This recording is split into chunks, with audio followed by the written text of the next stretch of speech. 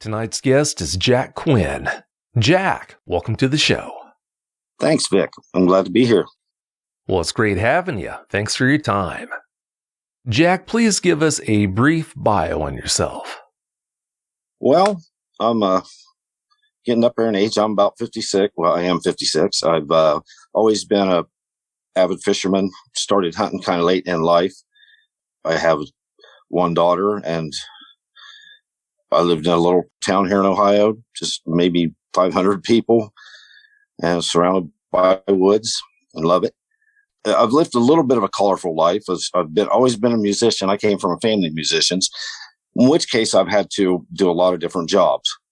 One of them was a cowboy for 10 years, and I went from that into an advertising office for 6 years. So been kind of bounced around a lot, as far as job wise, because being a musician, you have to do something else to keep the income coming in. And that's about it. Other than that, just a red-blooded, normal American country boy. Well, it sounds like you have bounced around quite a bit, but sounds like you live a good life. So what's not to like about that? That's right. Can't complain. Yeah, no doubt about that. You were trying to catch a Grassman on film when you had your first Dogman encounter. Have you had any Grassman sightings? To that point, I hadn't really had any sightings, but had experienced them. Found their tracks where they were just fresh there, felt being watched. My buddy and I was just down at his cabin. We thought one night we were being flanked by Grassmen when we seen them moving between the trees and peeking around trees, but come to find out that wasn't the Grassmen. But we had kept hearing them up in the woods, hearing them rounding up coyotes, and we were just trying to get that sound, pointed the camera from the deck up the direction that we was hearing the noises, hearing the howls. But did you have Grassman sightings later on, though?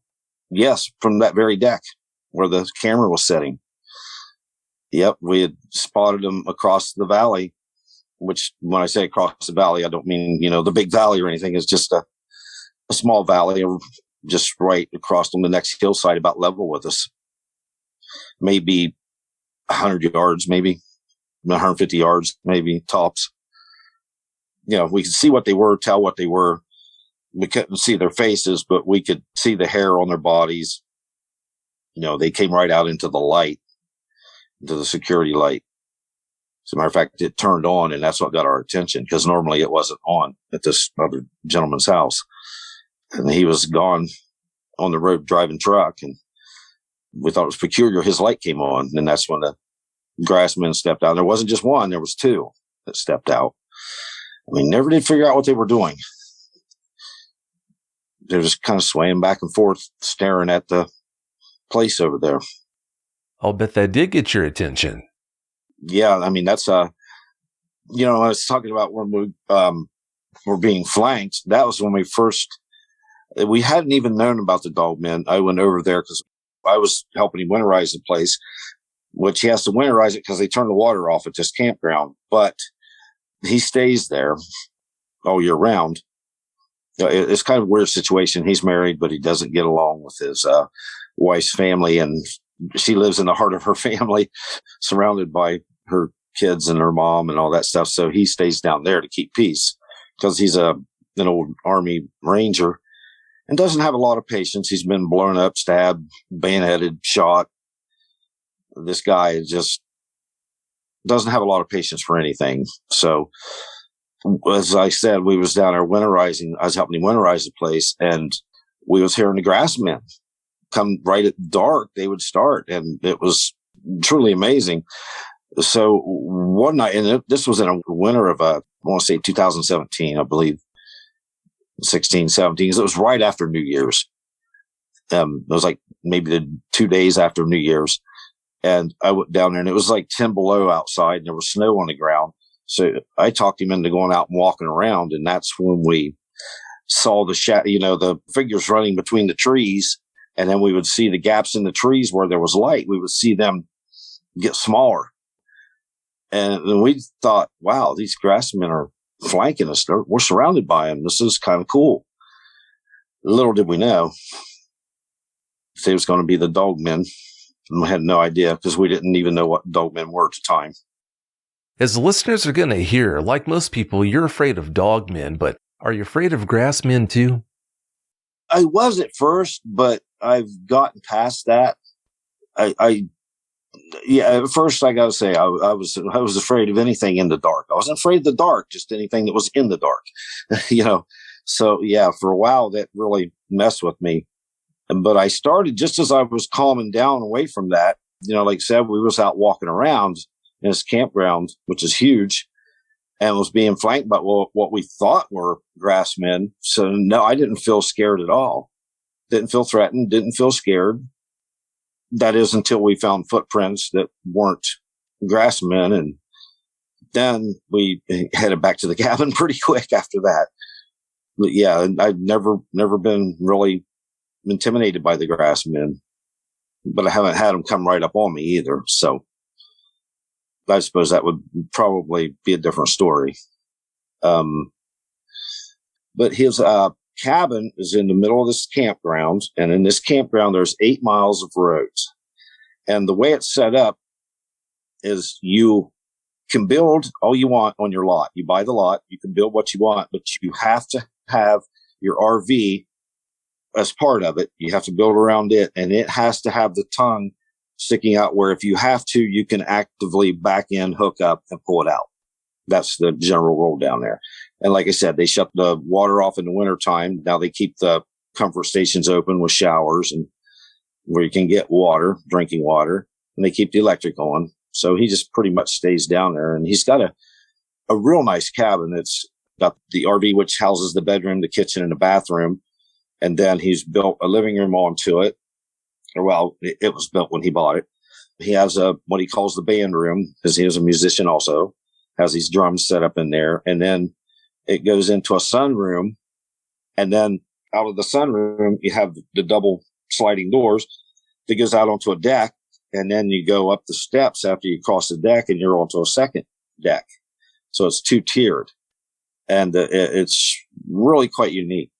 The first time we realized it was Dogman is when he put his camcorder out onto the first part of the deck, and he pointed it in the direction in which we would heard the grassmen mostly. And in doing that, it showing in the view was the RV next door, the lot next to him. And that's all you could really see. It was the corner of his cabin. You could see the bottom corner of the first step going up to the door, the main door he uses.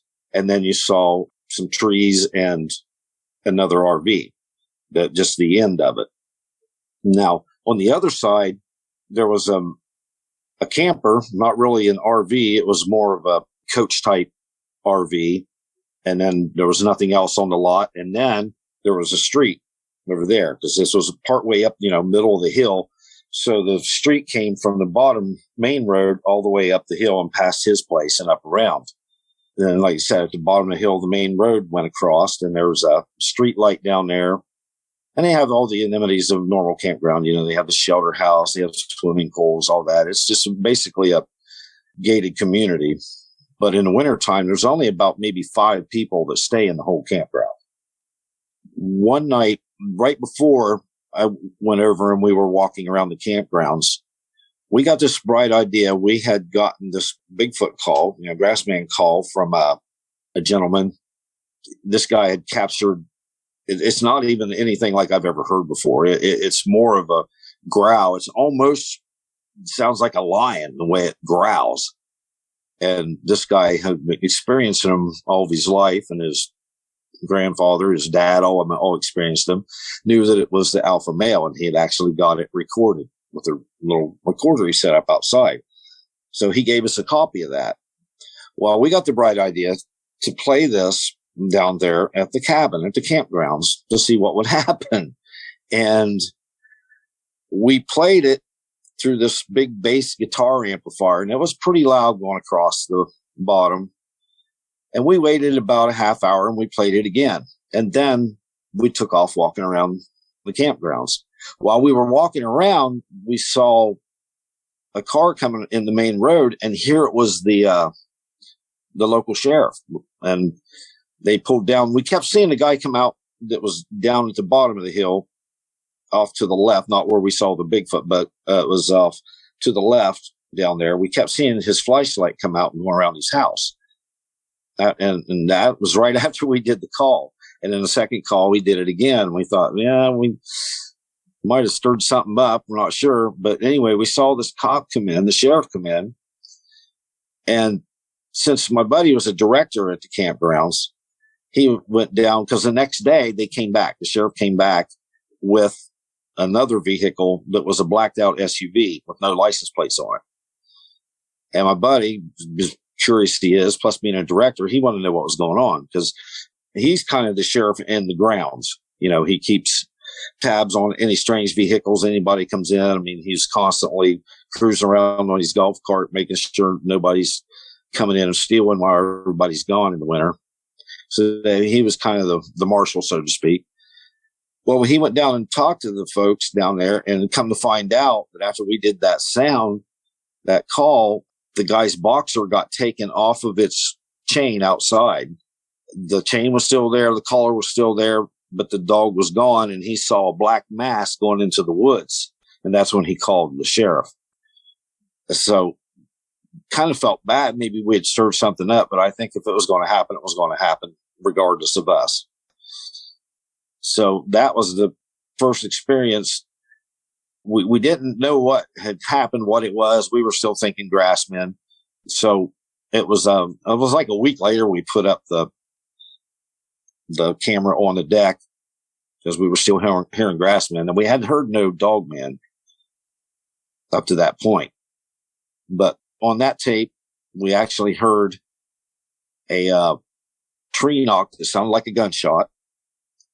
And then we heard this really intense half growl, half bark. Then this thing shows up on tape. We see its shadow across on the other RV I was talking about where this recorder's pointing. We see the shadow, and you see the ears and the snout, and then it opens its mouth, and you can actually see the shadow of its teeth. And we just kept backing it up and watching it, going, no. What is this? And it ended up, you can see it, the shadow of it walking over to the corner of the house, the cabin. And in the shadow, you can see its tail. You can see that it was standing on two legs, walking on two legs. And you could see the digigrade legs on it, done by its feet. Then it walks over and it looks around the cabin, around the corner. But when it came over to the corner, it looked one way, and then it quickly looked back at the camera, and then it backed up. And when I was able to isolate that frame shot and look at his face, it was a German Shepherd looking face with the black around, triangle on the nose coming down to the nose, around the eyes and the cheeks. And the ear was flopped over, which was pretty cool. How it, it was in action there when it looked one way and looked back and then backed up.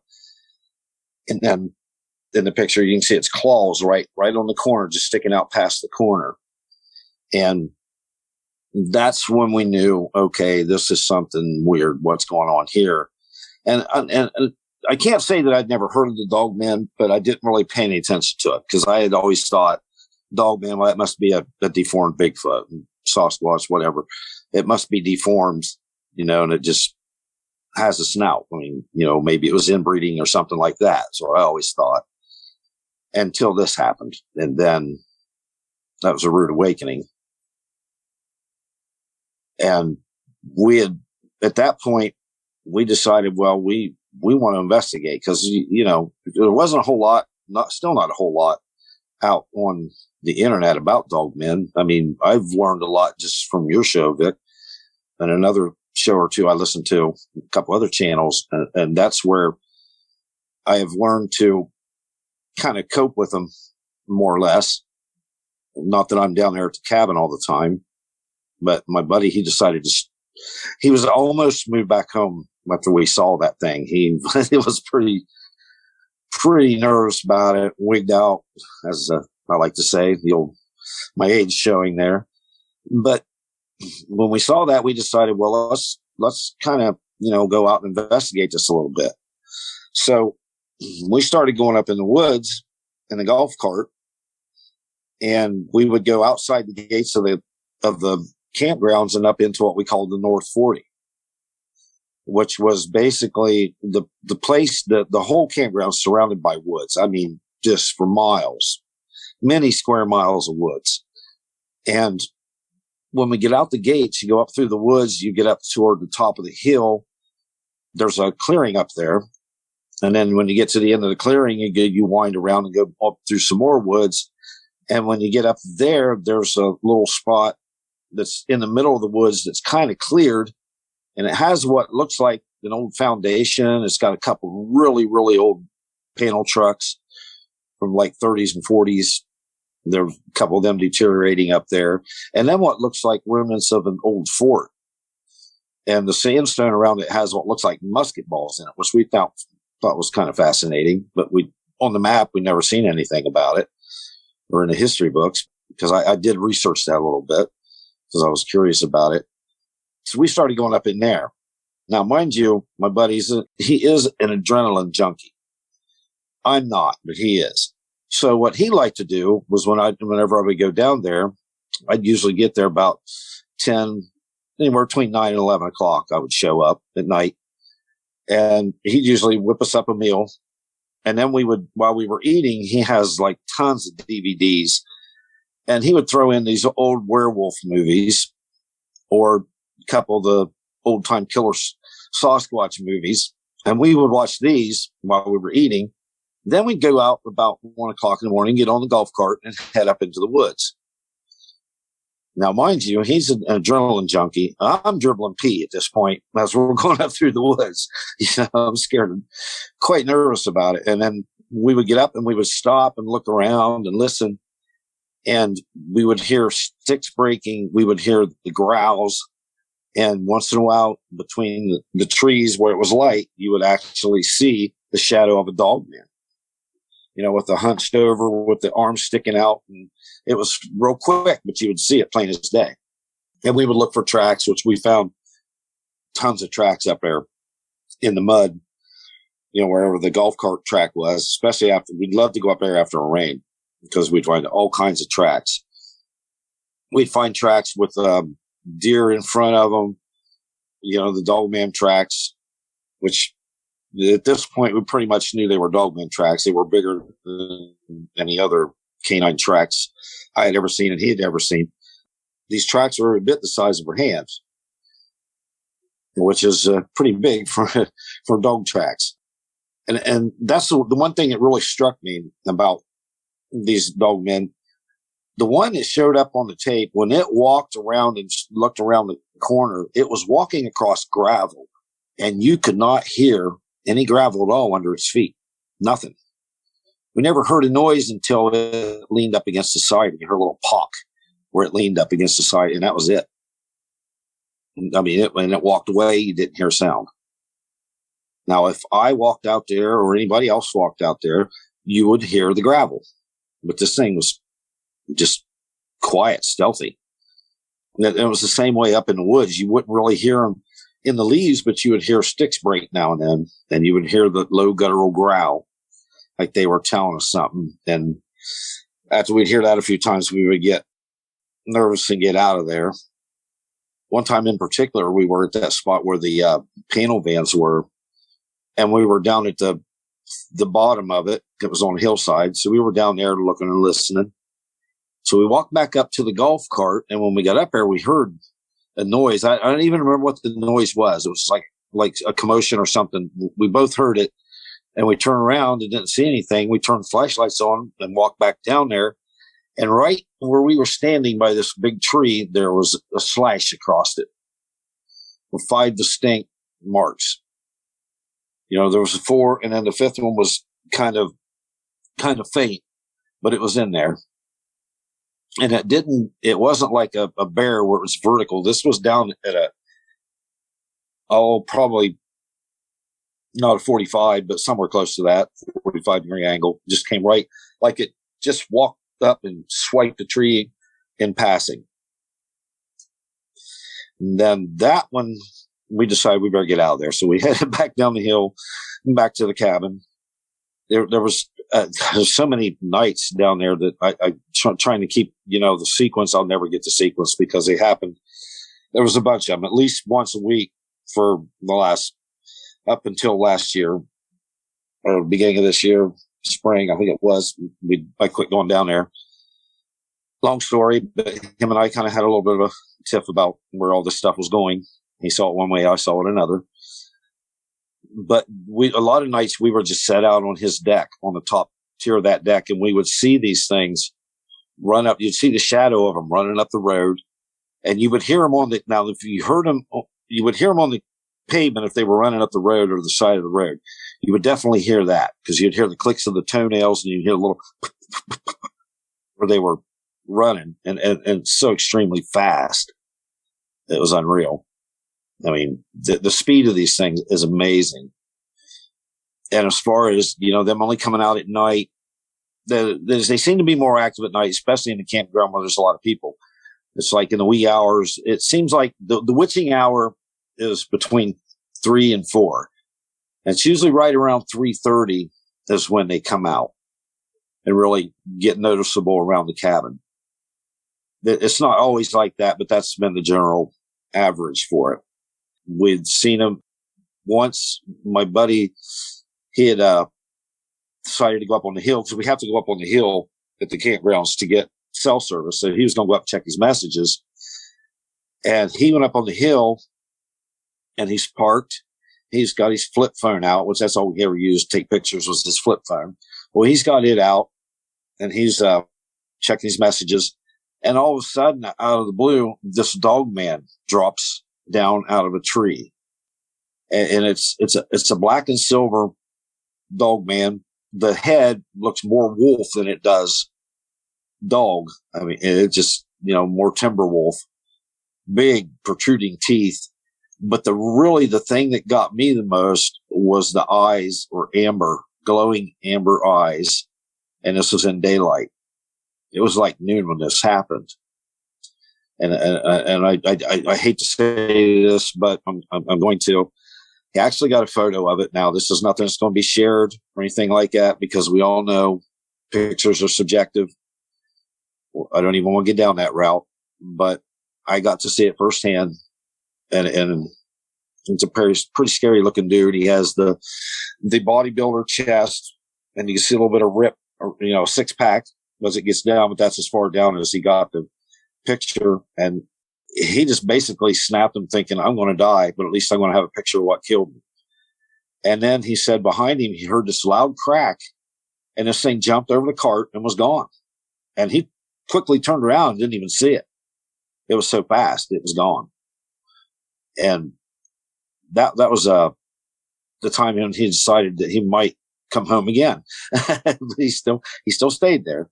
I still continued to get down and we would continue to deal with these things. I mean, we'd be sitting they love to throw things at the cabin. You'd hear rocks hit. Sometimes pretty good sized limbs would hit the side of the cabin or land up on the deck. One night, my other half was down there with me and her and I were sitting on the couch talking to him, and it was about 11 o'clock at night. And we heard the loudest thump.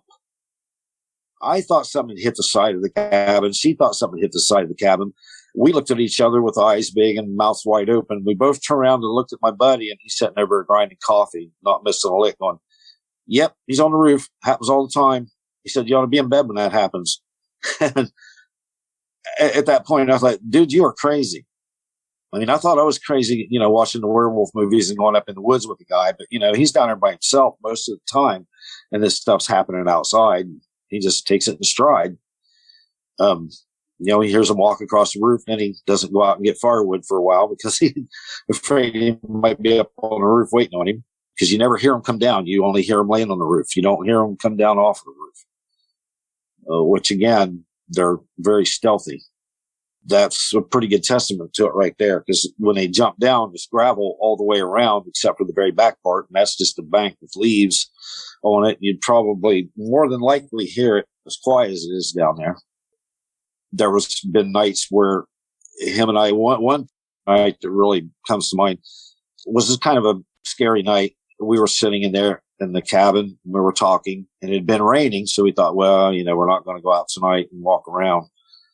No way, because we're not going. We're not going to get on or at least we're not going to get on the golf cart and go out in the woods because the rain was coming and going.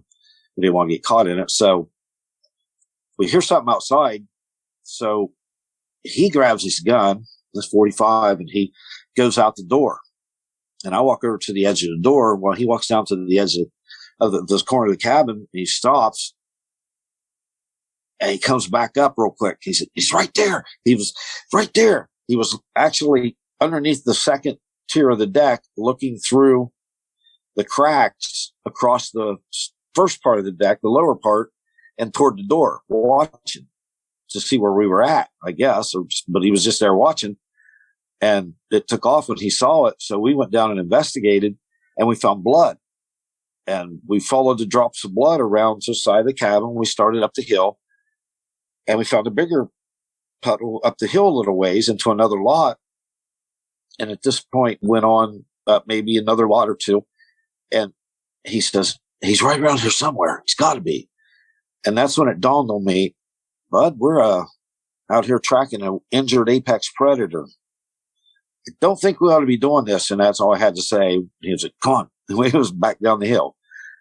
And we got down to the hill. And we decided, okay, let's walk up the road a little bit and see if we see anything. Again, like, oh, why are we doing this? So we start up in front of us are two big red eyes, and they're heading down toward us. I turned around and ran. He couldn't run, but I figured he had the gun. I'm going to run. So we get back in the cabin, and that's where we stayed the rest of the night. That was just too much.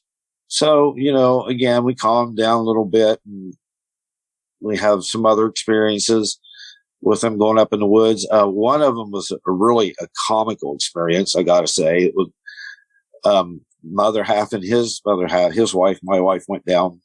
We all went down there, to see him. And wasn't really planning on doing anything but sitting out on the deck watching. And I had bought this really cheap night scope off of Marketplace. So I took it with me, and we're checking it out. And we're looking around up on the deck, and all of a sudden, he noticed it first, but right across that empty lot where the coachman type RV sits, and over across the street that runs down the hill, lied this big black Dogman. I mean, I'm assuming it was black. It was through the scope, but it's really hard to tell if it actually was black, but it was very dark. And we couldn't see no glow on its eyes. That was what was really weird to me, but we didn't have lights on either. We were out, always trying to keep them off so we could see. The only light was down over the hill or the main road, where the street going down the hill met the main road at the bottom. There was a street light down there. So we're watching this thing, and we don't know if it's looking at us or what it's actually doing, but you could tell what it was, and it would move every once in a while. But we never felt threatened. We didn't know what it was doing. We thought it was watching us. We wasn't sure. And it was cold outside that night. So we go inside and decide, hey, do girls want to come out and see this thing? It's laying out there. And they're, of course, well, heck yes. Are you crazy? We want to see. So they go out. I stayed in because I was freezing. I said, I'll be out in a minute. Well, no sooner than they walked out there, they went maybe 2-3 minutes. My other half comes back and says, hey, come here. You got to see this. I was like, oh, honey, I was already out there. I saw it. I said, I'll be out in a minute. She goes, no, you don't even have to go outside. Come here. So we went around to the sunroom where you go out to the decks, and we're looking. She's pointing out the window down at that street light at the bottom, and you can see these black shadow figures running back and forth across the road. And they didn't appear to be, huge. It reminds you of kids playing. It's really what it reminds you of. But you would see the flash of color every now and then. You would see blue. You would see the amber and red flashes of light. And I knew right away it was their eyes. But the other half, she says, what's them flashing lights? I said, well, honey, that's their eyes. And she says, well, what makes them flash? And I started blinking my eyes real quick and turning my head. And then she punched me in the arm. It was quite comical, really. And like you said, that whole time we didn't feel threatened by anything. I mean, we kind of put two and two together. I don't know if this is true, if this is actually what was going on. I thought it was. He seemed to think something else of what was going on, but he didn't say what. But I thought that it was an adult watching us. Knew we were out on that deck, and then while the young were down playing, that's what I thought. And it stands to reason. I mean, we've documented 6 different dogmen down here in this place, so we know there's a pretty good sized pod down there. The one, okay, I'm jumping around here. But what I was going to say is, there's no set time for these things. They'll come out in the dark. They'll come out in the daylight. They've been seen coming down out of trees on people's lots. I mean, other people are catching on for sure that they're down there. They're keeping it pretty quiet though. One time it was about 11 o'clock in the morning. We've been up all night watching these things, and we've been reviewing tapes. You know, we stick the tapes out there and we review the tapes, watch and listen on them. And, you know, try to write down every sound we hear and what time on the tape it was. We'd take turns doing that. It was quite tedious. I was getting ready to leave, so we're outside talking. And I looked down over the hill, and there's this black dog man looking around a camper at me, at us. You know, and this one had really tall ears, and they were more on the top of its head than the side, which kind of struck me. And they weren't floppy; they were straight up, like a German Shepherd or a Doberman's cut ears. They were sort of like that, and there was no. The color was uniform. There was no shades or anything that I could tell. And it was pretty bright out, and it was pretty close. It was maybe, I don't know, 30 yards over the hill. I mean, it was really close. And then it ducked back around, and then that was that. We drove down, and it was gone. So I had to drive by there on my way out when I was already leaving. So when I drove by, there was nothing there. There's been times where, well, one particular time I was ready to leave. It was, you know, in the wee hours, about 4 a.m, still dark, not quite getting daylight yet. And he was behind me. I said, you got to cover me while I get in my car, because, well, this time I was in my truck, but where I park at is right alongside the decks. Well, the lower deck that you walk out of the sunroom onto sets kind of lower to the ground. This may be 3 feet as the lowest point, that goes up to maybe 4.5 feet before it goes on to the big deck, and it sticks up a lot further for the second tier of the deck. But right there where I park is an opening in the lattice work that goes under that deck. So I always, you know, you got to cover me. We got to check out, make sure nothing's under this deck before I walk around to that opening. And this particular night, as soon as I walked around the corner, this tail came up right on the driver's side of my truck, and we heard a thump, and it was gone that quick. He didn't see the tail, but he heard the thump. He said, what? I said, that was a tail come up. I said, he was right over there on the side of my truck. So we eased over there, and we didn't see anything. He was gone. Thank God. That was a harrowing experience for sure. But the main one, the scariest one, was the last time I was over there. This particular night, it was kind of the beginning of our fallout. We were discussing what to do with all this stuff. And since we used his equipment most of the time, I mean, you know, any photos were done on his flip phone. We didn't want to point cameras or anything at these things and you know, cause them to go off on us or whatever. And then, of course, the camcorders. He had several camcorders that we used down there. They were easier to work than mine was. So we used them. I didn't think nothing of it. You know, we were partners. That's a big deal. Well, that started coming to a head. All of a sudden, you know, well, this is my stuff. Oh, really? So, you know, we're arguing. We had the window open, and we're arguing pretty good. Pretty spirited, so to speak. We weren't coming to blows or anything like that. We never do that, because we're blood brothers. But I was pretty upset. And he was trying to explain his point of view, and we were at it pretty good. And I said, well, you know what? I've had enough of this. I'm done. I've had enough. I'm going home. And I remember looking at the clock. It was 12:30. I started toward the door of the cabin. And when I got up to right in front of the door, maybe 5 feet from the door, there's a little monitor set up right there with a speaker. And it's just one camera, security camera that points out over the driveway. Well, through that speaker, we heard that Dogman's half bark, half growl. And it's like, oh no, I can't go out there now. So I stopped. He stopped. He heard it too. And we're sitting there and we're listening. And as we're listening, we hear the familiar creak of the steps coming up to the door.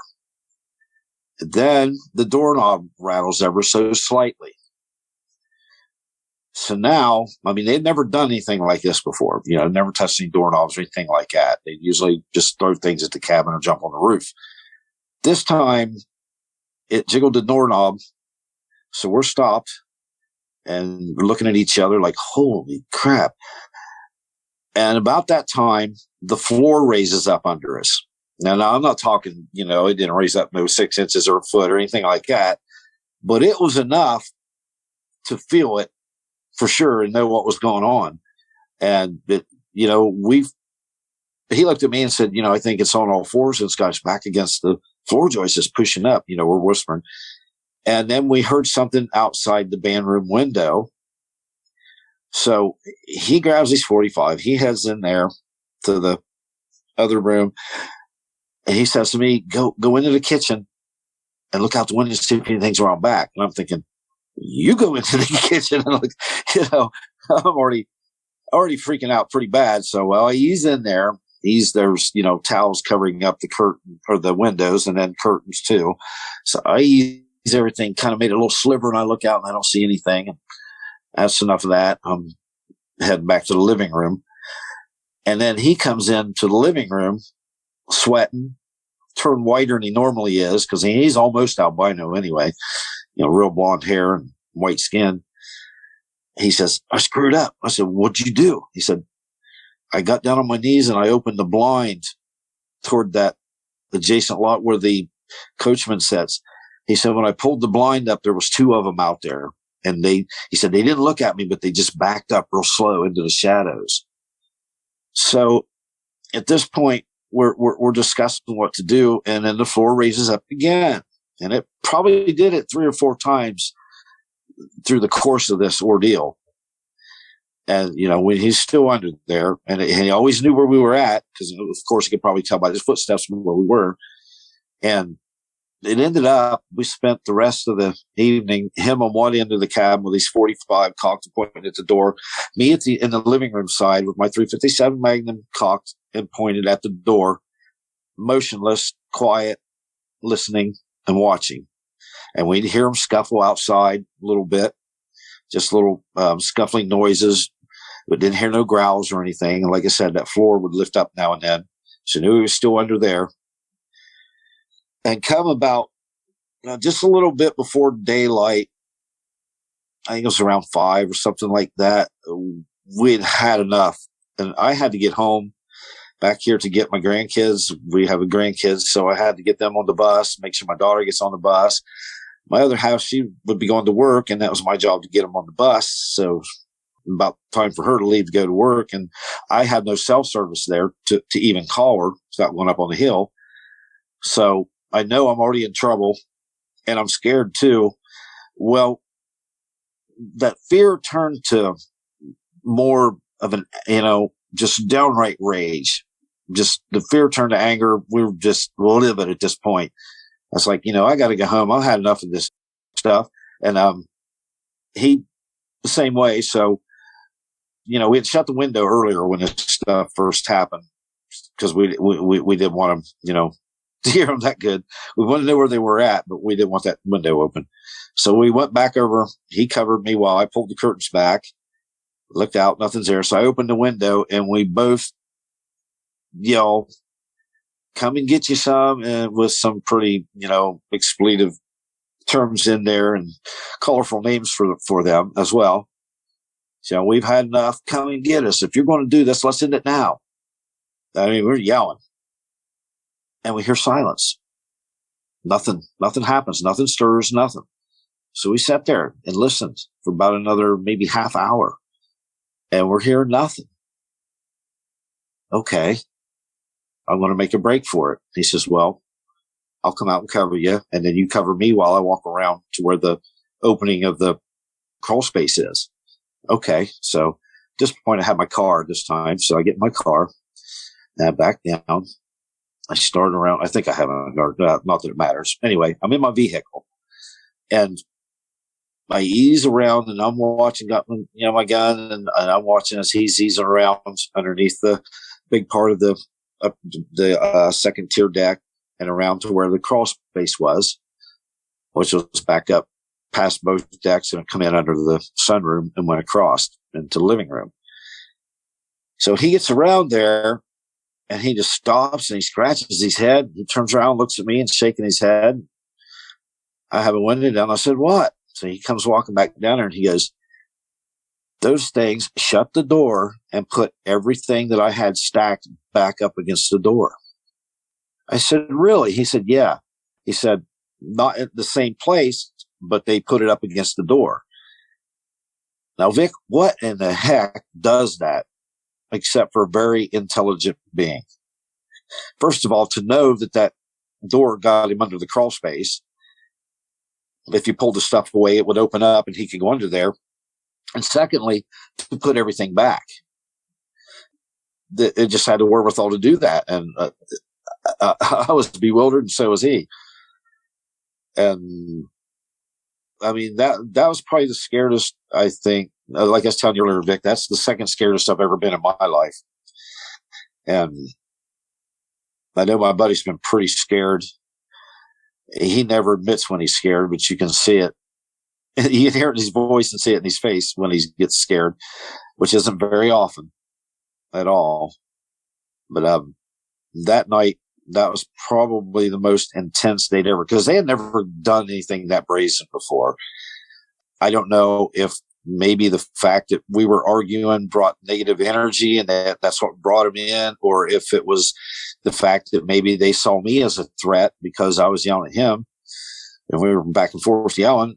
Well, we weren't really yelling, but we were pretty loud, and maybe they were coming down to protect him like he really needed it from me. But I don't know. So I was still trying to put that together, what brought them in to do what they did, because they had, like I said, they had never done that before. Never got that brazen. And one thing I did want to mention too, what was really, when the one came down and we, it looked around the side of the cabinet to camera and stuff, there was a garbage bag sitting out on that porch right outside the door that had food in it. And it was cold, so the food was still fresh. It wasn't, it wasn't rancid or anything like that. But they never touched it. That one that came down to the cabin never touched that garbage bag of food. And I thought that was kind of bizarre. They didn't, he didn't mess with that. But anyway, that's most of my encounters right there. When it comes to mind, like I said, there's been a few of them. And I know there's probably some that I'm forgetting because there was just, this was every week. I get down there at least twice a week for a while and then tapered off to once a week. And then, more, less and less as time went on. But for a while, I mean, every time I get down there, something would happen. Like we'd be either setting up on the deck, seeing them, or we go up in the woods, see them up there. And like we've seen several different individuals. The one that looked more like a German Shepherd than anything.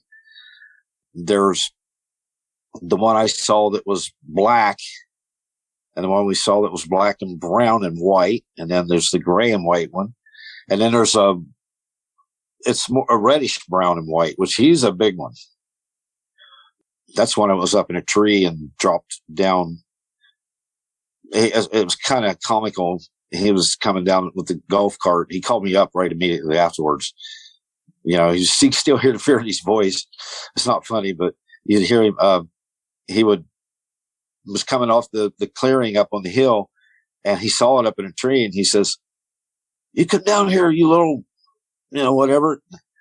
I see you up there." And said, it did. It came down the tree, and he said, "Uh-oh." and it kind of started walking away, but it was walking around toward the back of his golf cart. It was about maybe 60 yards away, and he thought it was going to come around and flank him. So he fired in the air and it turned, but as it was walking away, it would turn back around. He said, and give him the most god awfulest evil look. Like, yeah, you're getting a free one this time. And then that's when he cleared out of there pretty quick on that point, because it had enough. Oh yeah, one thing I didn't mention to you, but people talk about the mind speak, the Bigfoots, the Grassmen doing the mind speak. Well, I think the Dogmen are capable of that too, because there's been 2 occasions down there where just out of the blue, it'd be pitch black out, and in front of my eyes, I would clearly see a Dogman in his full glory. One of them was the German Shepherd type with the digigrade legs. It appeared to be, brown and black with some white on its chest and white in its mane, which they all have a mane. And it would just appear right in front of my face and then be gone. And for no rhyme or reason.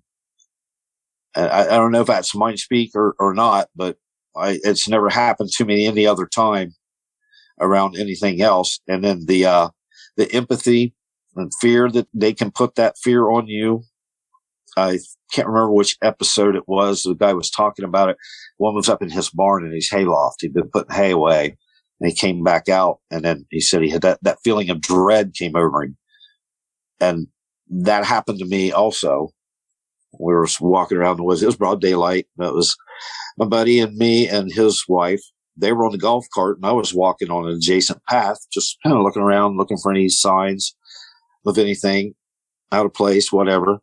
So I'm walking down this path, and that feeling just took over me. I mean, this feeling of dread, just absolute fear.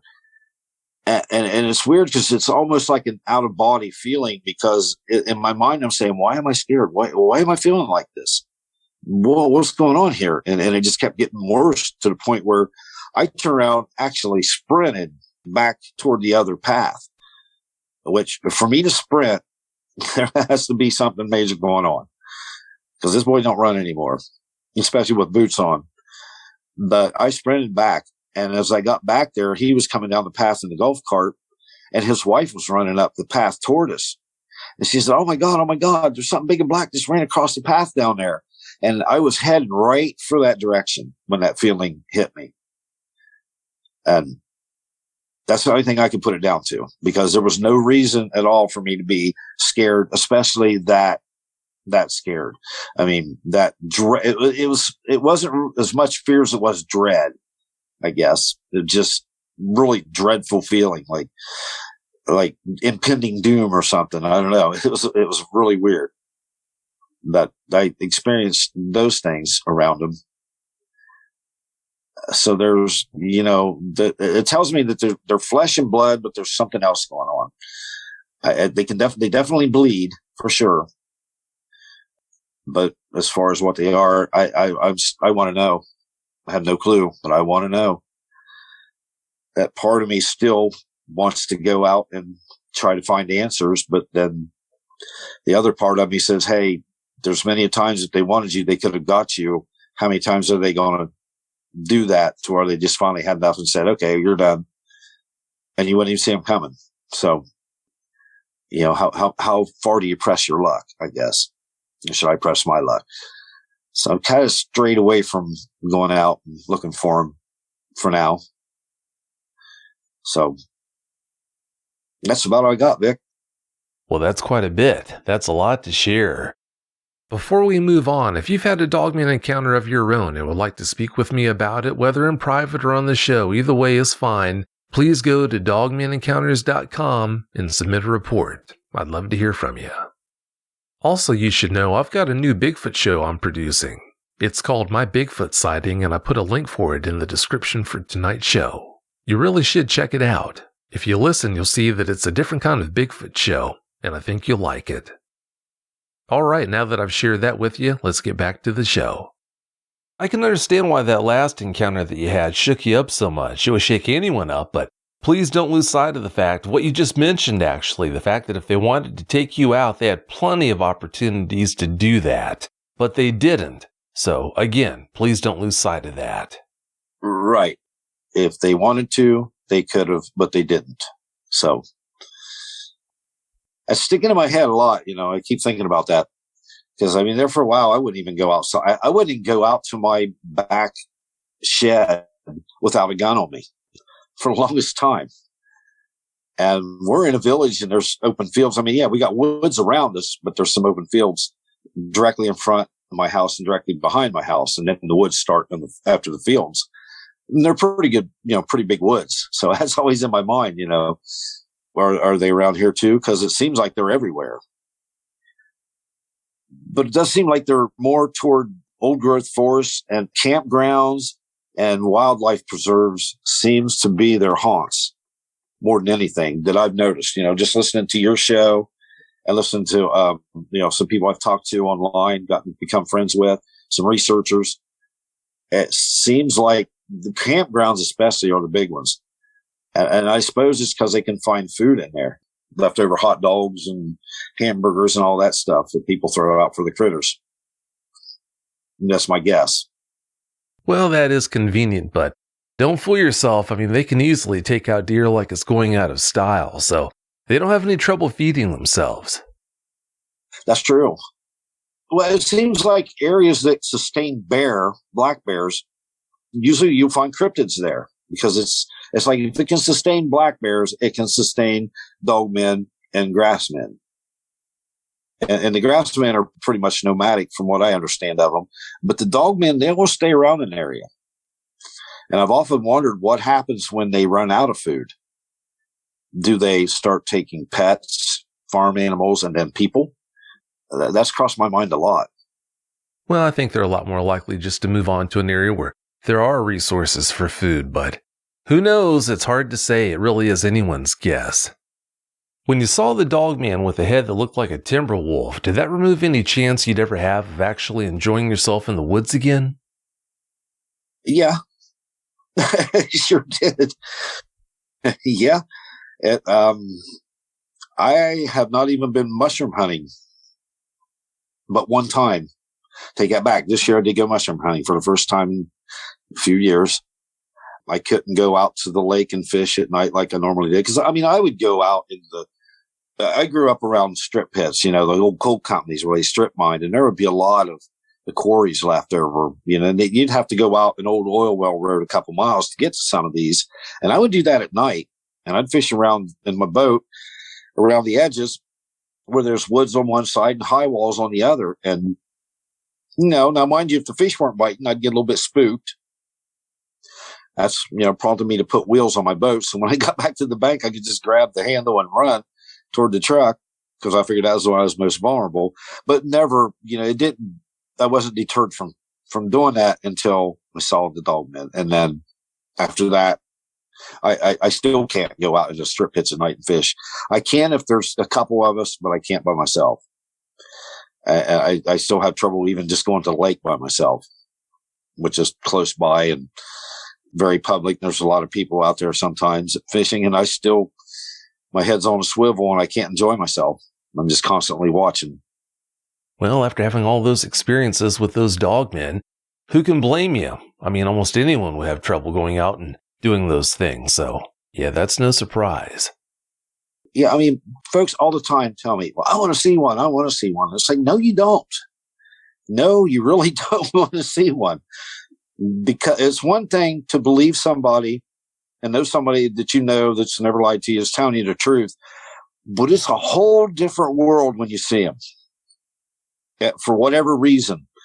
I don't discount anybody's sightings or anything like that. And I never did when people say, tell me something they saw. Oh, wow, that's out there then. But when you see them for the first time yourself, everything changes. Life changes completely. And I really honestly wish I had never, ever heard of them and never seen one. I was pretty happy when I was in a state of ignorance. Ignorance is bliss. There's a lot to be said about that saying. A lot of truth in that saying, I should say. For me, anyway. Because I really wish I had never seen them, heard of them. I got drug into it kind of kicking and screaming when that first one showed up on tape. And my buddy's like, we got to check in, we got to research some of this stuff. And I'm like, no, I'm not coming back down to your cabin.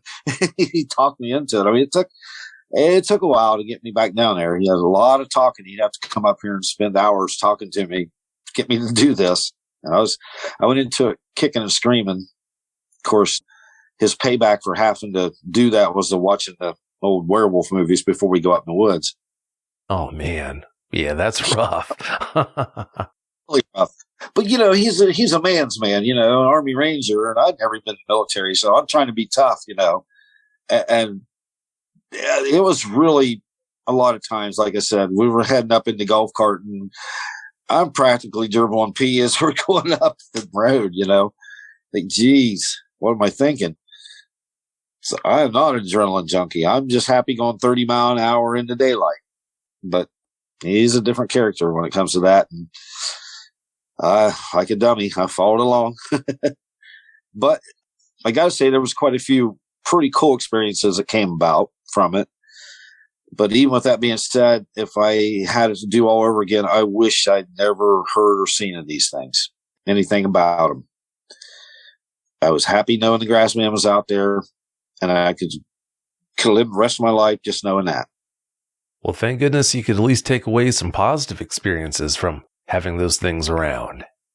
Well, I feel you have to. I mean, you have to. And no matter what it is in life, you have to find something positive, because if you don't, it'll ruin you. At least in my way of thinking. You're right. When you saw that dogman's tail behind your truck that night as you were getting ready to leave, do you think it was laying in wait for you, or do you think it was there for another reason? I really don't think it was waiting on me. I think I was surprised it when I came around the corner. I think it was just curious, just checking everything out. And who knows how many of us around there with him too, as far as that goes. They would definitely get under that deck through that opening. We know that. Actually seen one under there, didn't know what I was seeing. I was shining a light under there and saw this moving fur and didn't realize what it was. And I couldn't even talk. I'm just pointing. And my buddy's standing over on the step with one boot on, one boot off. He was having trouble with his foot. But I don't think it was there waiting on me. I think it was just curious, because if it had it been waiting on me, I don't think I would have known it was there. You don't see a predator or hear a predator coming. It's over. It's out of the blue. So I think if he was waiting on me, I would have never known it. You're right. Considering the fact that dogman that was pushing up on the floor underneath you and your friend that night could have easily broken up through the floor if it wanted to, why do you think it was doing that? I think it was an intimidation method. I think he was just letting us know, hey, I'm under here. What are you going to do about it? I mean, I really think that that's what it was, because there was really no reason for him to go under there other than to intimidate. And how he figured out that would work, I don't know, but it worked. It was definitely intimidating. Oh, they know how to push your buttons. And it's good that you understand that. You're right. That's all he was doing, is just trying to get a rise out of you. That's the only reason why he was doing that. I often wonder what happened if we just started jumping up and down above him when he was doing that. Because, I mean, you could tell he was right under our feet. He knew where we was at. He could, I'm sure he could hear us walking to the wooden floor. So I knew he knew where we were at, but I just can't help thinking, I've thought about this many a times. What would have happened had both of us just started jumping up and down on him when he was doing that? Would he have come through the floor? Would he have left? Would he have went out? The rest of them come through the walls? I mean, I don't know. I'm glad we didn't find out, but I've often thought about that, because I don't know, but I'm pretty sure his game was to intimidate. I mean, that's what they were all of them were doing. Just there to intimidate, to scare us. If you would have done that, he probably would have just enjoyed it, because he was doing that just to get a response from you. If you would have done that, then that's just another response that you would have been giving him. So he would have liked that, well, I think. That's a good point. He might have. That's how they operate. So, yeah, I'm pretty sure that's how it would have been. But having said that, Jack, it's time for us to get out of here. But before we do you have any closing comments you'd like to share? Basically, I guess just what we were just talking about. The folks have an experience with them. The majority of the encounters, yeah, they'll scare the daylights out of you, but they don't hurt you. And just remember, if you can see him and hear him, he's not there to hurt you. It's when you don't see him and hear him is when they're there to hurt you. And I guess, keep your head on a swivel when you're in the woods. Anybody who's in the woods, especially at campgrounds, when you're camping, you're not always 100% safe. I don't care how public it is. They're out there. They're right on the fringes. Not saying they'll, do anything to you. And by any means, don't let that deter anybody from camping. Don't do like me and completely freak out. Quit doing what you love to do. Do what you love to do.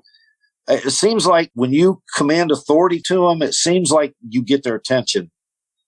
And I've heard that in several stories, and I've talked to other researchers who have told me when they've been in scary situations, that's what they've done. It's like, hey, this is my area. You're here on my property. You're not going to intimidate me, and they'll back off. So something to be said about that one, because it's not that, this guy's not the first one that I've heard that from. I've heard it from other encounters, where people have just gotten mad. And it worked that night when they had us surrounded in the cabin. When we got just plumb mad. I mean, mad dog mad. We were just ready to fight. We're going to end this now. We were ready. So we were going to go out swinging. And then we both had it in our heads that we were probably going to go out, but we were going out not without a fight. And that's when we didn't hear anything else. It's like that worked for whatever reason. And I think that lends itself to the fact that they're just there to scare and intimidate and get a rise out of you. But when it goes the other way, they're like, oh, we might have pushed too hard. We better back off. I don't know if that's true, but it seems like that is the case. And I'm not saying if you encounter one to, growl at it and, and stomp your feet, but at least let it know, hey, I don't want to deal with this. And then back slowly up, back the way you came. When you and your friend became combative that night, I'm sure that's the last thing they would have expected that you two were going to do. So maybe it caught them off guard. It's really hard to say. But having said that, Jack, I want to thank you so much for coming on and sharing all those experiences with us. I really appreciate it. Well, thank you, Vic. It's been my pleasure. I've enjoyed it. I feel better. Well, great. That's what this is all about, and it's been great having you. Thanks again so much. Have a great night.